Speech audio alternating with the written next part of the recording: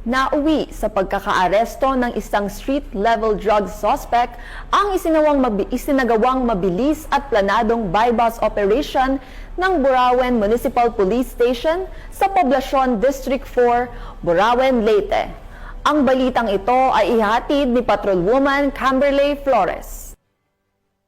Ng mga autoridad ang isang street-level individual sa ikinasang buy-bust operation sa Poblacion District 4, Burauen, Leyte. Bandang alas 4:40 ng hapon ng ikasang operasyon ng mga tauhan ng Burauen Municipal Police Station sa koordinasyon sa Philippine Drug Enforcement Agency 8. Narecover sa suspect ang 7 pakete ng hinihinalang shabu na may tinatayang timbang na 5.3 gramo na nagkakahalaga ng 34,204 pesos, isang genuine 500 peso bill na ginamit bilang buy-bust money at mga drug paraphernalia. Maharap ang suspect sa kasong paglabag sa Section 5 at 11 Article 2 ng RA 9165 o Comprehensive Dangerous Drugs Act of 2002. Bunga ng pinaigting na kampanya laban sa ilegal na droga, matagumpay na naisagawa ng Burauen PNP katuwang ang iba pang ahensya ng pamahalaan ang mga operasyong naglalayong tiyakin ng kaayusan at kapayapaan sa nasasakupan. Dahil sa bagong Pilipinas, ang gusto ng polis, ligtas ka. Mula dito sa Eastern Visayas, ako ang inyong PNN correspondent, Patrolwoman Flores, alagad ng batas, tagataguyod ng Balitang Pulis.